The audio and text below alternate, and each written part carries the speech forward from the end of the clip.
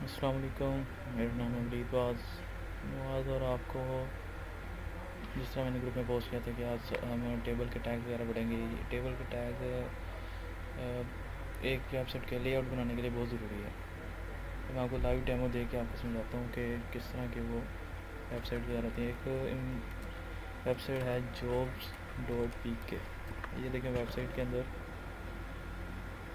इसने ये चीज़ एक हेडर फाइल हेडर दिया है इसका वेबसाइट का। ये jobs in Pakistan, government jobs, overseas jobs, ये जितने भी लिंक्स वगैरह दिए इसे कहते हैं नेविगेशन बार। ये सारा इन्होंने HTML और CSS के ऊपर बनाया। ये इन्होंने एक सर्च बार बनाई है, ये भी उसके अंदर ही बनेगी HTML के अंदर। इसके अंदर बैकग्राउंड कलर दिया है, ये सारा CSS। जो डिज़ाइनिंग होगी वो सारी CSS और जो काम होगा उसके ऊपर जो राइटिंग होगी वो सारी HTML में होगी।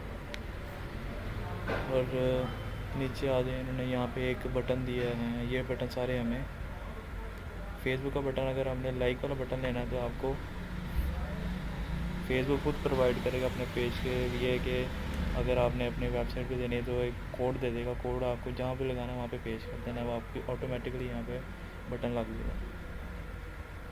ये फेसबुक पे प्रोवाइड होते हैं कि आपने क्या क्या करना, कहाँ कहाँ किस तरह के बटन चाहिए, वो आपको बना के दे देते हैं, आपको भी कॉपी पेस्ट करना। अब यहाँ पे इन्होंने एक बॉर्डर इसने ये दिया है, एक सेक्शन इसने ये दिया राइट साइड का, ये लेफ़्ट साइड का, ये हम इसको मिडिल भी कह सकते हैं। अब इसने एक ये डिव बनाया था, ये बनाया हुआ ये एक बॉर्डर बनाया जिसके अंदर सारा इसने लिंक वगैरह सारे लगाए हुए। एक ये बनाया, एक ये बनाया, तो सारे इसके अंदर लिंक लगे हुए हैं।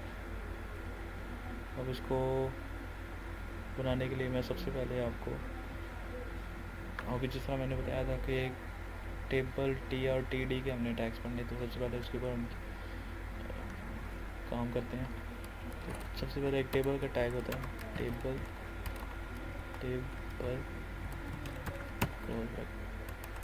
उसके अंदर हम लगाएंगे टेबल रो, TR से टेबल रो के अंदर हम लगाएंगे टेबल डाटा। ठीक हो गया। इसको हम थोड़ा सा अरेंज करके लिख लें, टैब दबा के आगे जा गया और ये लिख देते हैं। इसको करते हैं कॉपी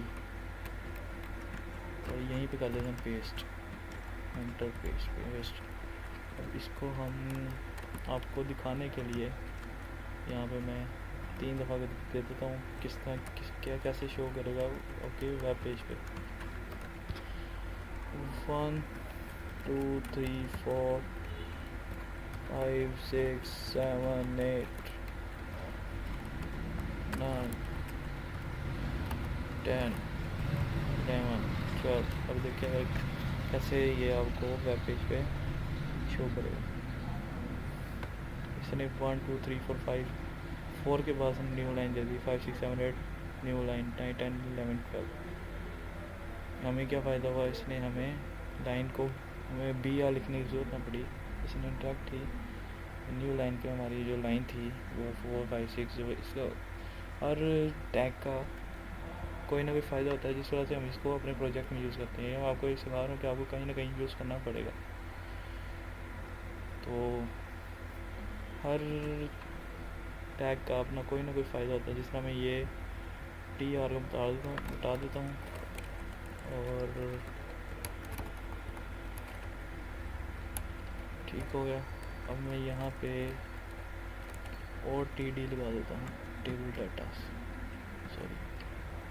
इसको ही कॉपी करके paste and paste and paste and paste. अब ये क्या करेगा, 13 14 15 16। इसको मैंने सेव किया। अब ये एक ही लाइन के अंदर 12 के बाद स्टार्ट कर दिया 13 14 15 16। अब T सिर्फ हम यहाँ पे क्या लगाएंगे, TR, यहाँ पे हम इसकी एंडिंग टैग, उसके बाद इसको रिफ्रेश किया इसके साथ ही न्यू लाइन में 13 14 15 16 का। और कोई ना कोई हमें हर वेबसाइट के अंदर, हर प्रोजेक्ट के अंदर आपको कहीं ना कहीं इसका यूज़ होगा। इसलिए मैं आपको ये मोस्ट इम्पोर्टेंट टैग्स मैं आपको समझा रहा हूँ। और भी बहुत से टैग आपको मैंने आपको वर्ड फेसबुक के ग्रुप के अंदर प्रोवाइड किए हैं, उसको भी ज़रूर देखें, एक दफ़ा देख लें। वो भी इम्पोर्टेंट टैग्स हैं, बस इतने नहीं हैं कि ये जितने भी आपको कराएँ वो बहुत इम्पोर्टेंट है। ये आपको हर प्रोजेक्ट में आपको ज़रूरत होगी इस टैग्स। अब आपको मैंने टेबल TR/TD के बारे में बता दिया, आपको मैं बताऊँगा आपको डिव के बारे में। डिव अभी हमने पढ़ा है TD, अब पढ़ेंगे हम डिव डिव डिव। मैं आपको समझाने के लिए कर रहा हूँ।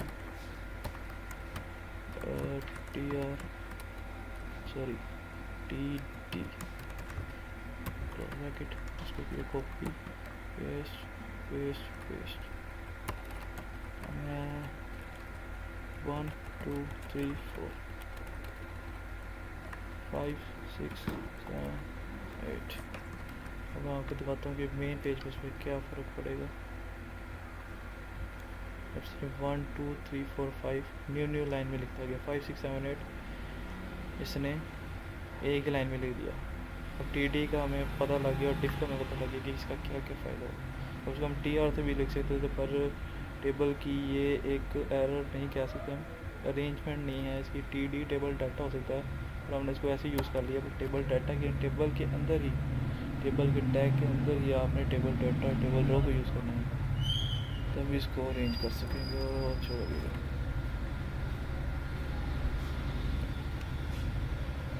अब हम बनाते हैं टेबल, एक बॉर्डर बनाते हैं। एक्सटर्नल फाइल मैंने अटैच की थी, आपको हमेशा अपने प्रोजेक्ट में एक्सटर्नल फाइल ही बनानी है। बॉर्डर और आउट मैं पहले किया था, इस अंडरस्कोर डालना स्पेस में डालना। इसके अंदर क्या करूँगा, ये एक CSS सिंपल CSS की फंक्शन जो है ना वो लिखने लगूँगा। बॉर्डर में बनाना चाहता हूँ बॉर्डर, इसके जिसका पिक्सल 1 पिक्सल और सॉलिड और हो उसकी height 500 pixel, height 500 pixel, width 800 pixel. इसका मैं कलर इसका रेडी कर देता हूँ। इसको इम्प्लीमेंट करने के लिए इसको ही कॉपी करके जहाँ पे डिव जिस डिव को अप्लाई करना है वहाँ पे लिखें क्लास, इसको करें पेस्ट, सेव, आगे दिन क्या होगा इसका 800 चलेगा। अब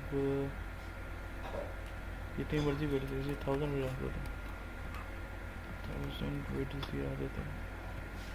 हमने देखिए चला गया। अब एक और डिव बना लेते हैं, डिव के अंदर डिव। अब इसके अंदर मैं लिख देता हूँ क्लास,